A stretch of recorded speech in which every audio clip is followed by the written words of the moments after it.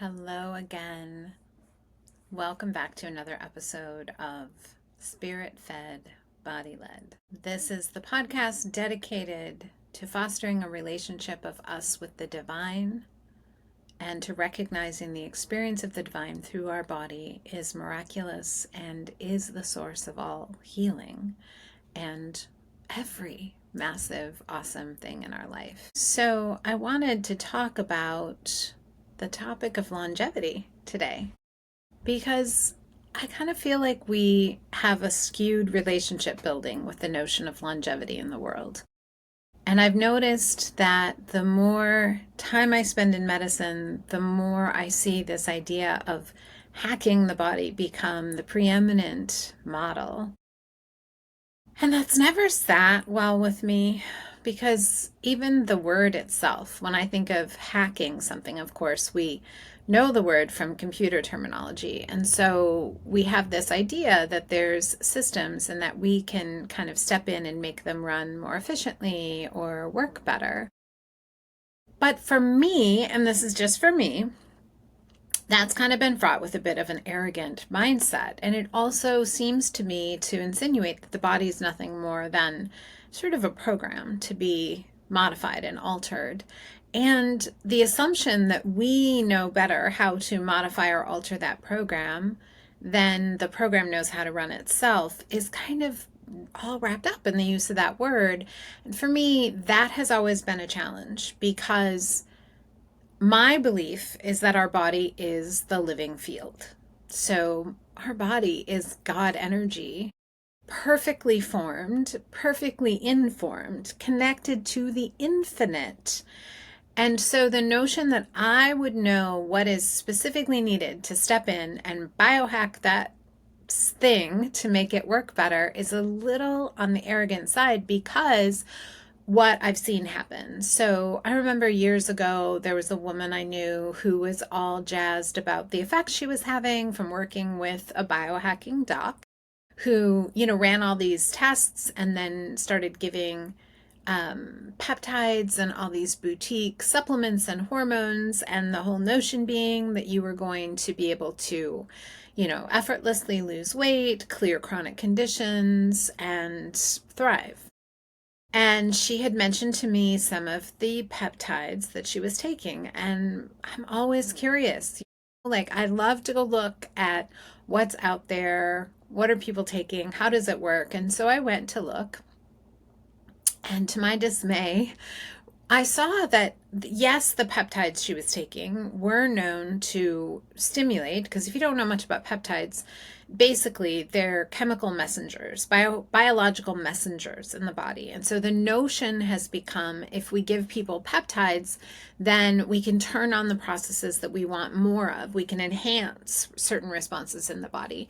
And in enhancing certain responses in the body, we can prompt different outcomes. So there are peptides, associated with tissue recovery and others with greater muscle function and others with enhanced weight loss. And I'm sure there's just tons. When I went and looked originally, which I haven't done in a while because they're not a medicine that I'm really drawn to use, but there were peptides, for so many processes. And if you just read what they said, this is what it's intended to do in the body, what thing it turns on, it sounds great. Then you go look at the potential side effects and you start seeing all kinds of wild outcomes that are not lovely. And it makes you realize the notion of the body that is being applied there is that you just have to go push one button. But that's not how our body works. You're not a machine. You're not a computer circuit board where you just need, like, let's replace just this one wire. You can do that in a computer because it's not a interconnected field-based system. It is parts that then are communicating with each other, but that's not what you are. That's not what your body is. So when that idea comes to be where it's like, oh, I'm just gonna go push on this one button, what is happening is that depending on the terrain state of the person, which they're not talking about So your terrain state is, what is the atmosphere of the totality of your body? What is the sort of cadence or the story being told? So if you aren't aware of the story being told for the person and you go push on just one thing, because in this person's case, like her main goal with this doc was to lose weight. So the intended outcome is, with the peptides that she was taking, were to make her body burn through fat more quickly and raise her metabolic rate so that her weight would go down. Okay, great. Sounds incredible. Except for the fact that the noted side effects of these were things like cancer and tissue breakdown, and I think there was some other inflammatory response or an autoimmune response or something. And that is because no one's asking, why is her body holding that excess? The whole idea behind biohacking is that we assume the body's doing something wrong. But is it? That's always been my question. Is it really? Is she really messing up? Or is she doing something for incredibly viable reasons? And it's us that don't understand. Like, if we're doing supportive things, right? I've been in this position, other people have come to me in this position. Like, I'm eating beautiful, healthy foods. I'm moving my body. I'm taking time to rest. I'm meditating. And yet, why is this weight here? Well, one reason can be that there's something else happening. Dampness is a big facet. You'll hear me talk about it a lot on this podcast. But if you are an excessively damp person with a lot of blood deficiency, which I find most women over 30 are blood deficient for various reasons, and much more pronounced if you've had multiple children and nursed those children. So all these things that use a lot of blood. But you could also have blood deficiency not having had children, just because you've led an intense, stressful life. Maybe you've had really heavy cycles. Maybe you were born with a familial pattern of blood deficiency. Maybe the foods you've eaten have never been blood nourishing, so your body just exhausted itself. Maybe you have a heavy load of toxicity. Maybe you don't sleep. There's all these reasons. So regardless, so if you have blood deficiency, then one thing that can happen is this dampness, this Chinese medicine word for this substitute substance, which can be both kind of a buffer to the world, a buffer to your own inner critic. It can also be the substance that comes in and substitutes for blood when you don't have enough blood. It can also substitute for qi. It can also come in and sequester heavy metals and toxins and organisms that you don't know how to deal with. And it can do the same thing with emotion.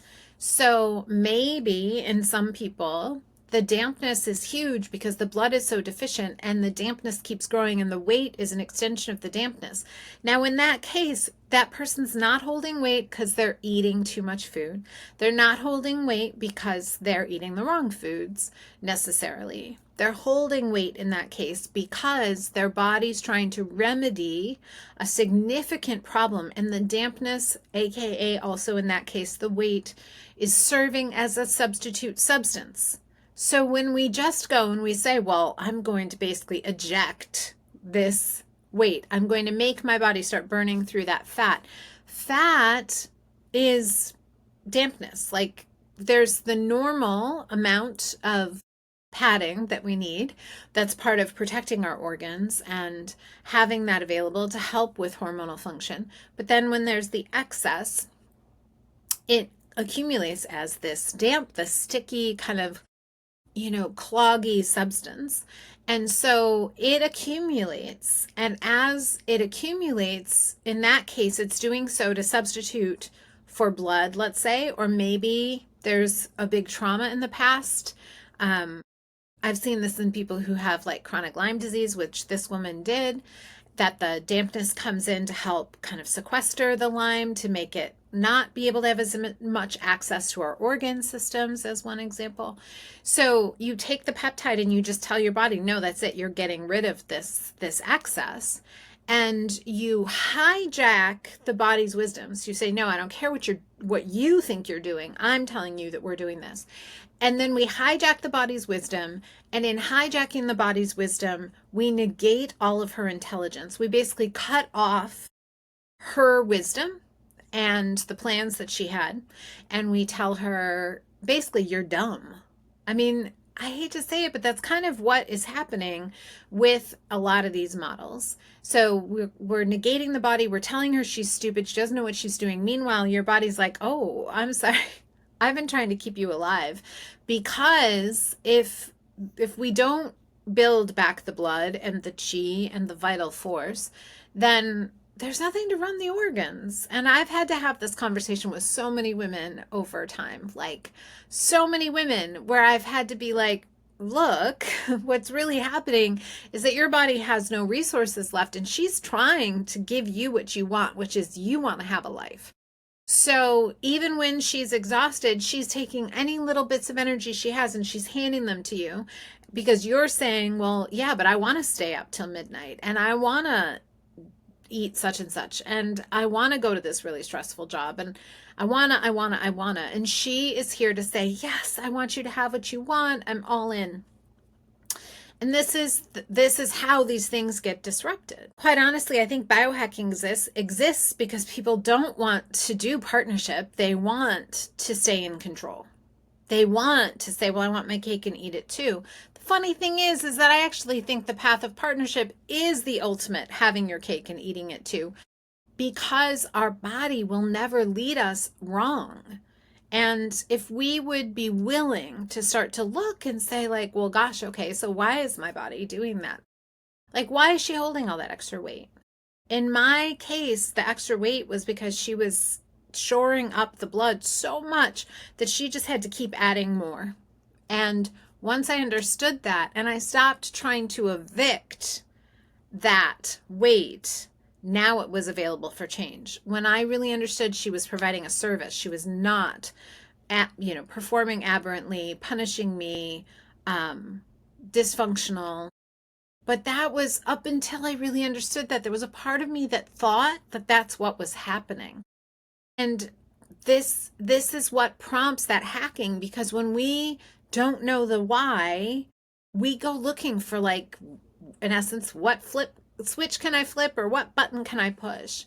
And this is the path of separateness. Now, somebody might be listening to this saying, I have no interest in not following that path. I want to hack my body. Fantastic. You know, it makes me think of the tech billionaire guy, is it Brian Johnson? I think that's his name, but he's makes a lot of news. He has great publicists, right? Keeping his name in the press for his new venture, which is this biohacking, this longevity experiment. Every time I see those articles, I just think, why does this guy think he's inventing the wheel? We have so many stories, like in classical Chinese medicine, historically, they told so many stories about the original ancient docs effortlessly living to 200 years. Effortlessly. It wasn't like, I hope I can. It was like, this is normal. This is what we do. And then living to 200 years, super vital. And then kind of being able to do like what Paramahansa Yogananda did, like, okay, I'm out. Not some arduous, disconnecting, dying in some horrible declining way. No, like staying vital and then being like, yeah, I think I'm good. I think I'm done. I did it. That was normal. So we have to ask ourselves, wait a minute. So that was normal. That was a normal occurrence for people to have long lives. They talk about it in the Bible too. Normal occurrence. I think in the Bible they say like 600 years. So we have these historical references for there being a time long before technology, like technology as we think of it.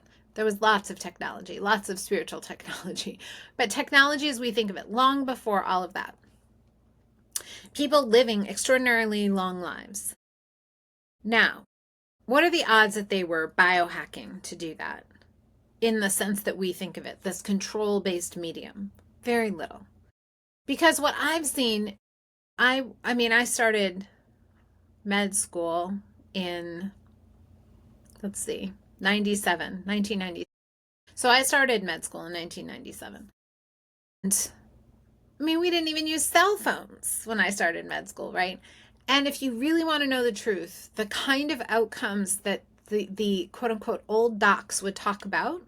So the old docs were the guys, mostly guys, few women, who had been naturopathic doctors since the 70s. And it was an entirely different experience back then. There were probably only a handful of states that even licensed, but B, sometimes it even meant they had to go to the first couple of years of school at a school in Kansas that was willing to do the graduate level basic sciences, and then go to Portland, Oregon, and do their clinical studies there. They didn't have, even the supplement technology was next to nothing.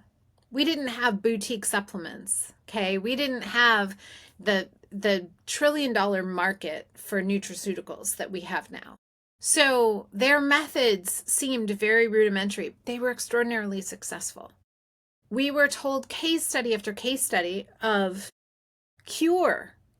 We're not just talking about like we managed their symptoms so well, like curing challenging chronic diseases. And the major medicines were hot and cold, water, sunlight, breath, food, some homeopathy, some herbs, and movement. Those are their medicines. And you start to look at that and you look at what's happened since 97, which I'm sure the docs who were practicing in the 70s, they thought we had, wow, so much going on by the 90s, right? Like the late 90s. But from then till now, we've grown more technical. We can identify more of the pathways, the genetic encodings, we've got all these theories about genetics affect food this way and blood type affects food this way. And, these pathways and thyroid this and detox pathway this and candida and Lyme and all these things. Okay. But in that time of growing more technical, we actually haven't grown healthier. We haven't. Rates of chronic illness have raised dramatically. More and more people with the internet, we have so much access to information and knowledge that anybody can go Google or any other search engine. I know it's like a verb. It's not really a verb. But you can do that. You can listen to a gazillion podcasts. There are so many books.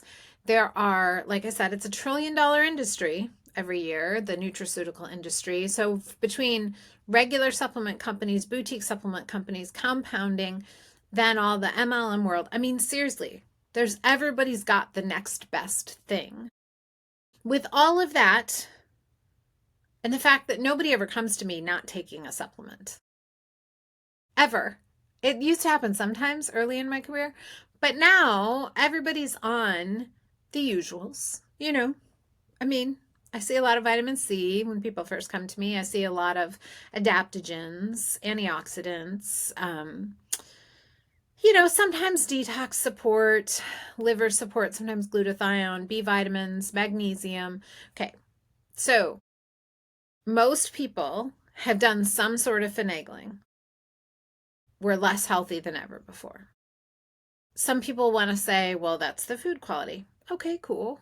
I mean, it's true. But then again, I've also spoken to people who grew up on farms in the 50s and they remember running behind the DDT truck and they were healthier than people I see now. So, I mean, we could ask that question because DDT is not a great thing. And here they are running behind the truck. I don't know how many times I've heard that story from people who were kids in the 50s and 60s, but they're like, oh yeah, we'd ride our bikes and we'd run behind it. It was so much fun. Da, da, da. Okay, cool. They were healthier. Why? Some people say, well, we have more trauma now. I had that conversation with a trauma specialist once. And they were like, well, is that really true?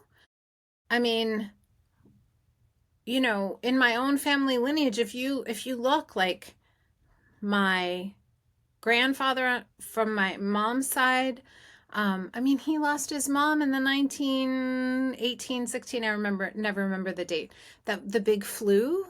He was orphaned. There was financial hardship. He lived through the Depression. World War One, World War Two. People came back from those wars horrifically traumatized. I mean, you think of like, is there really more trauma? Or maybe we deal with it differently. Maybe there's a different conversation now. Maybe we're more aware. But I don't think there was more. There's more now than there was before.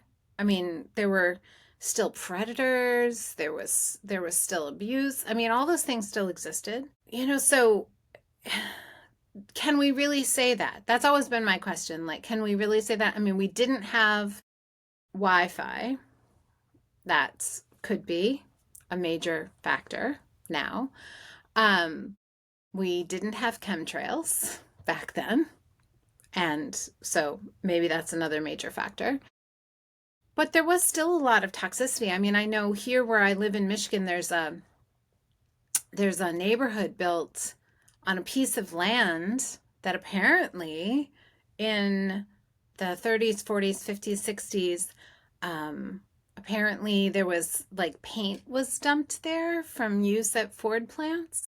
And we didn't think about it, but I've known people who've lived in those neighborhoods, and they had stuff bubbling up through the surface, like through their lawn, like toxic sludge. Um, so that was happening then. Like, they would just put heavy metals like right in the paints. I don't know if they do that now, but they did that then. And there was no guidelines for disposal. I mean, people used to dump whatever into the waterways.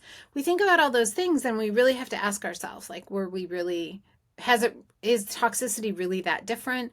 Or is it just different toxicity?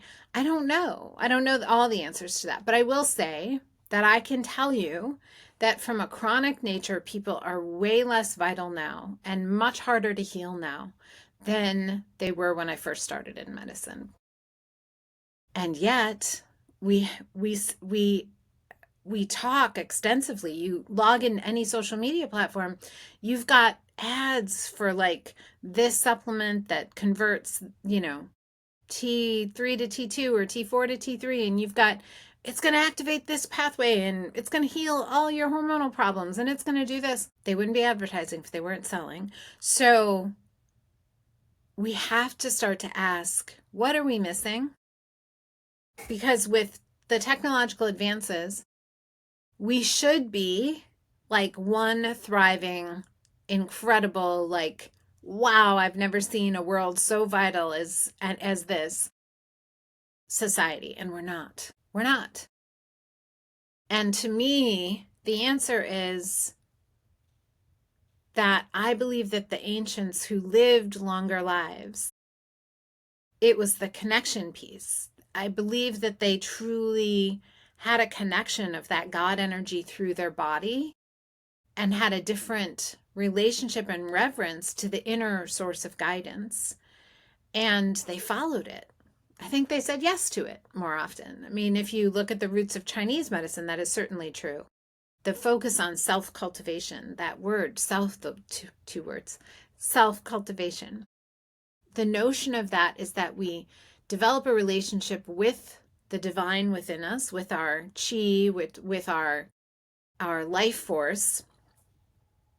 We learn to pay attention to keep it moving. We learn to feel our feelings. We learn to move the chi. We learn to nourish the chi. We learn to honor the chi. We learn to do all these things, which is incredible because it's how we build and stop wasting the life force. So that was inherently put into the classical Chinese medicine history. We cannot negate that has to play a major role, that it wasn't about mastering and controlling the chi. Because if you study with anyone who teaches those ancient ways, they're not telling you to control the chi. Like, it's not biohacking our chi. It's learning to resonate with and form a collusive relationship with and to build that relationship piece by piece. It's like any other muscle. You have to spend time. You have to learn to hear the language. You're going to have to show up every day, but it's different than showing up every day just like to go to the gym to build my bicep or showing up every day to take a supplement. This is cultivation to the depths of the infinite. That's that spirit fed part. And when our spirit is fed, because we've cultivated a relationship, then we can hear the language of the body and we can be body led. And it's funny because the more that I see people be body led, you watch them start to grow more youthful. Like when the compass point is spirit fed, body led, you actually watch them begin to glow, begin to grow more youthful, their eyes brighten. I've seen hair, return to like a more youthful color, some of the gray receding. You see strength come in, you see the stamina come in.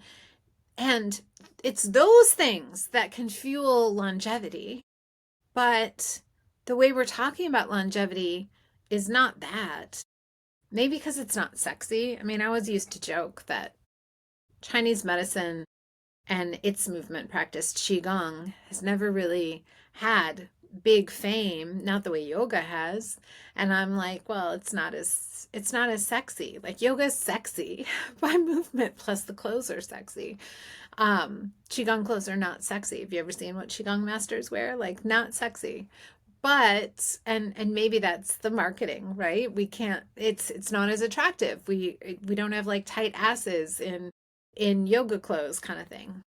The point being that cultivation is not very sexy. And so we want longevity, like people want longevity, but like sexy longevity, right? They want the boutique stuff. That's why, anti-aging clinics make such big money with and like people will show up to, have the injections and erase the wrinkles, do whatever they do. I'm not a spa girl, so and the things to the skin to make the skin glow and look shiny and rosy and all the things, like we'll go spend the money on that. But a lot of times when we start talking about cultivation, that relationship with self, learning to hear the body, taking the time to do that, I hear people say, like, I don't have time for that. To stop and listen to my body? What if she asks me to, change my life? What if she wants me to stop drinking? What if she wants me to eat different food? What if she wants me to stop doing like my high intensity workouts? What if she wants me to change my relationships, change my job? A lot of people don't want to tune into their body because the fear is that she's going to actually ask us to follow a different path, which she may. Because the idea of body-led living is that you're following your soul's curriculum. You're following what you actually came here to be and do, not just the whims of like what I want.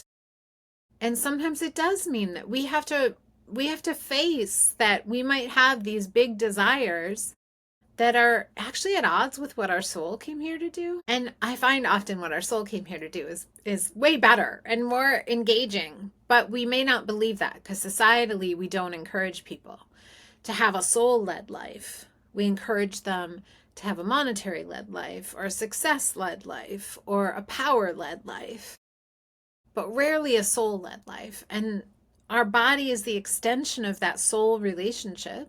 So if we want real longevity, we're going to have to learn to cultivate a relationship with this body as living field and stop treating it like it's the stupid younger sibling that we're just trying to get in line so we can have more of what we want. That's the task before us. And I know a lot of people are going to hear this and then say, well, I don't really want that, which is totally fine. But the women that I work with in my world, the deeper they get into this, the more that they start to see that they'd only been tapping like 1% of the total potential. And that's often why they suffered so long. It's like because all the efforts that they were given were all that protocol where it's all just like, make this change, make this change, make this change, make this change. And sometimes even in a spirit-fed, body-led way, it's almost like we take our hands off the wheel for a while and we just say, actually just start to show me, start to speak to me, start to guide me. I don't need to be the expert in the room in every circumstance. That's often when the magic starts to happen. Because we're no longer demanding Like, this better happen exactly how I desire. And we're starting to say, I wonder if I don't see the full picture. And I really would love to find out what partnership would feel like. That's when we are tapping the infinite. And that's when we're able to access infinite levels of change and transformation, which is ultimately what most people wanted. They just didn't know it at the time. So, if you've been spending a lot of time in that space of trying to control your body, some questions you might want to go ask yourself. A practice that I give other people to do all the time is, what do I want? What are the outcomes you want? I mean, have you even identified what you want? This is what I find so many people have. Do you know how often I say, well, what do you want? And people go, I don't know. I think that part of that is that we never get asked what we actually want. We get told what we should want. We get told what we're going to get, but we rarely get asked or encouraged to ask, what do I really want? So get out a piece of paper, start a stream of consciousness writing practice. Just start writing without judging the words or the grammar or anything until you're done. What do I really want? It might start out as a trickle, like you might be like, I just want to take a vacation, just want to take a nap. I'd like to have an afternoon off, but let it keep going. Let that information pour through you. Connect back to your soul, to the divine, to the messages of the infinite that want to speak through you. Let it start to pour through you. What do I really want? What do I really want? What do I really want? Maybe you do this practice every day for a week or 2 weeks where you just keep kind of tapping in, keep listening without taking any action. Don't take action on anything that you write down. Just connect in. What do I really want? Until you start to feel like, oh, some of these, like, I feel like a tug at, like, deep inside me. Like really, like, oh, I think I really do want that. Once you get to that place where you feel like, yeah, I found some things that like really resonate with me. The next step is I want you to go and ask yourself, okay, why? Like, I want longevity. Why? Well, because this is what people usually say, I don't want to age like my mom aged. Okay. Why? Because she lost all of her power and basically ended up sitting in a wheelchair. Okay, why does that matter to you? Well, because I want to keep my power. Okay, why? Because I want to be able to choose how I age. Why? Because I want to be in control. Why do you want to be in control? Because I've never had control anytime else in my life. And I see a lot of people age and they end up losing all control and they never got to reap anything that they really wanted in their life. Okay, why does it matter? Because that's me separate. That's me not really alive. And then you could start to look, oh, so am I really alive now? And what would it mean to be really alive? And so just work with your, what do I want and why? What do I want and why? Don't take any action yet, because this is one of the ways we exhaust ourselves, is that we keep taking action before we've even identified if we even have a desire to like engage with the thing. And I suggest you do this before you swallow another supplement, before you click on another clickbait ad on the social media, before you go buy anybody else's boutique product, boutique test. Go find out what it is that you're really trying to get to and why. What is the purpose of wanting that? Because until you've connected to that, it's going to be very challenging to have true longevity, like the vital longevity. And if you're only doing things to avoid pain, it's also a kind of a non-starter with the body. Like you're just trying to make her behave, to try to not have to experience something. That doesn't work. So go play, because this is actually part of the process of understanding ourselves and truly getting to heal and come alive that most people skip. And as a result, they actually end up with, $5,000 worth of supplements in a cupboard and all the books on healing that you could ever imagine. And yet they're really nowhere. And this is why I believe we're not very vital as a society or as a world, even, is because we keep jumping to action, just trying to make something get controlled or change. And we're never really diving into, like, but what's my soul want here? What's my path here? What's my passion here? That's what we're really here to discover. So I would love for you to share your own process. If you feel like sharing, send me an email. I would love to hear how that goes for you, what you experienced when you played with it, what lit you up. Maybe you had some new insights, whatever those were. I would love to hear. My name is Dr. Julie TwoMoon. Please like and share this podcast with your friends. Please like and provide, if you pop a review in on any of the platforms, and send me an email with a screenshot of that review. I will send you a little gift. Blessings.